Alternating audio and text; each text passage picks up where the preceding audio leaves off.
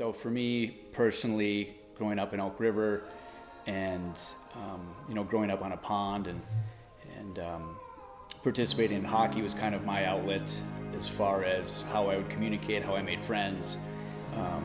We have a big family, and so we've lost 2 cousins to suicide.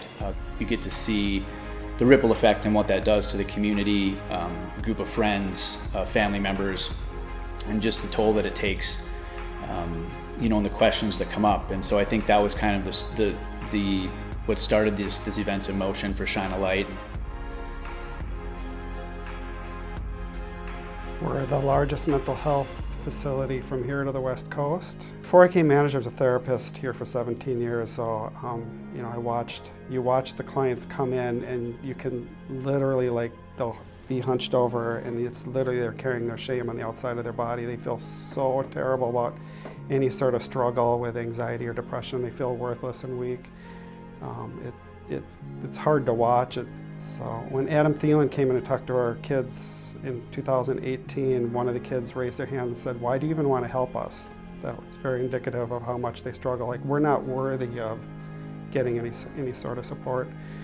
My personal favorite thing is watching kids who don't know how to express themselves necessarily come in and they hear a song, or we play a song, or they see somebody else doing something like playing piano and learning how to do that, and they're like, I want to do that. Personally, for me, I'm a writer, and that's my favorite skill to teach patients, is how to put their emotions, their past experiences, all that into music. So when I get to see that come to fruition and teach that skill, that's my absolute favorite thing, is teaching.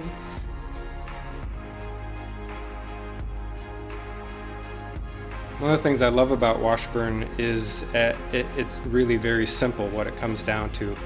Everything we do is children's mental health services and training. And the starting point for me is we really try to meet families and children where they already are. So we're a community-based mental health center, which means our therapists go out into families' homes to meet with them there. And then we have a whole team of therapists who are based right in kids' schools so that children can get the help and support that they need right in their home school environment. So when I hear the word stigma, what I think about is that you are somehow less of a person because you're struggling with anxiety or depression or ADHD, that it makes you less than. And that's just not true. So one of the things we see and we know is stigma is definitely decreasing and breaking down, but it's still there, it's still very real, and it's still a big barrier to children and families getting the help that they need. I think for me, stigma always means fear. And I think fear comes from unknowing. That at the end of the day, it's a place where you get to be seen and heard and validated, and someone helps you think through what do you want and what do you want to do.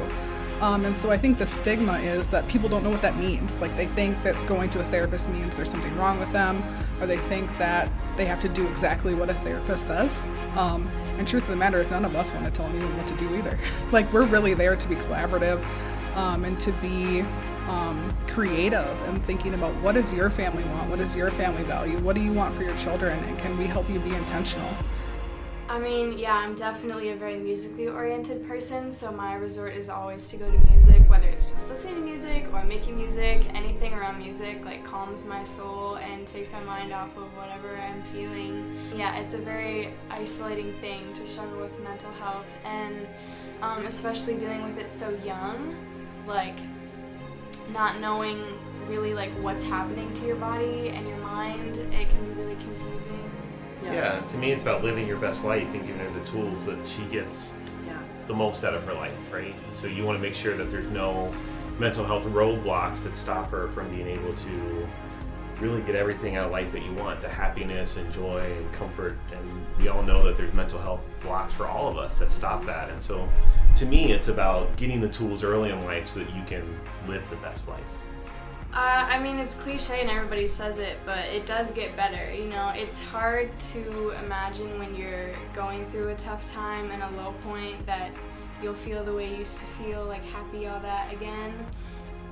But when you can strive and get to those points of like peace and comfort, and you're not like just dealing with these heavy thoughts, it's so worth it, and it's so relieving, and it's wonderful. Us, what we're trying to do is, create a comfortable environment for youth to share their stories and be loved and supported, and know that they're okay to speak up. Once you do share your stories, people can relate to it, and just to reach out if you are struggling and having a tough time. It takes a lot of strength to be able to do that, to come forward and say that you need help and things aren't going well. And there's lots of people that would love to help and support and be there for you just to listen.